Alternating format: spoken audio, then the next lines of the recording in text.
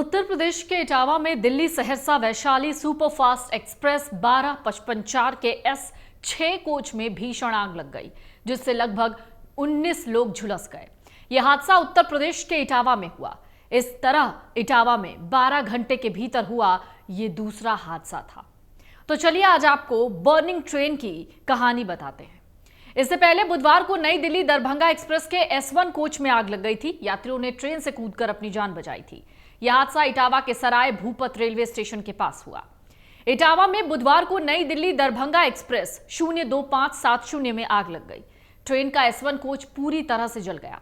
चलती ट्रेन में धुआं उठता देख यात्रियों में भगदड़ मच गई। उन्होंने कूदकर अपनी जान बचाई। हादसे में 8 यात्री घायल हुए, जिन्हें एम्बुलेंस से जिला अस्पताल में भर्ती कराया गया। अगर आप देखें तो इस साल सबसे ज्यादा ट्रेन हादसे हुए हैं। बीती रात 15 नवंबर को और 16 नवंबर को सुबह में यूपी के इटावा के पास 2 ट्रेनों में आग लगने की घटनाओं के चलते दिल्ली प्रयागराज दीनदयाल उपाध्याय जंक्शन हावड़ा रूट पर भी असर पड़ा है। इन घटनाओं के बाद इस रूट से होकर बिहार, झारखंड और बंगाल की तरफ जाने वाली कई ट्रेनें कई घंटे की देरी से चल रही हैं।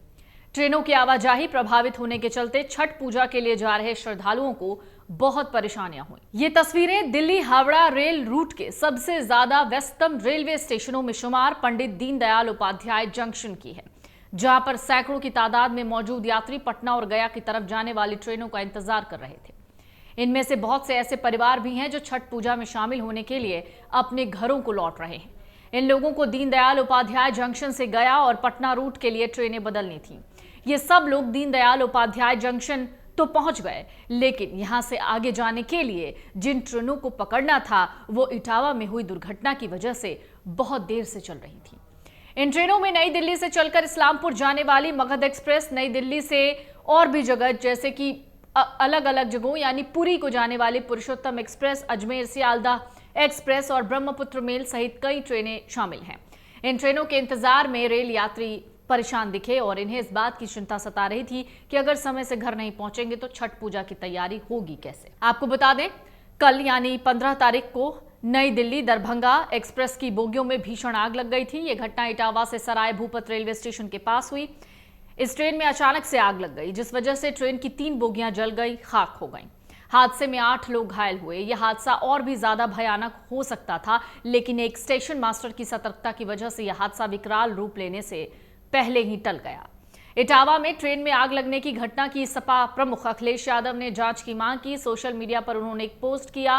पोस्ट में उन्होंने इस घटना का जिक्र करते हुए कहा, आग का कारण गैस सिलेंडर बताया जा रहा है। उन्होंने कहा कि गैस सिलेंडर की अनाधिकृत अनुमति भी भ्रष्टाचार का एक गंभीर मामला है, जिससे यात्रियों की जान जोखिम में पड़ जाती है।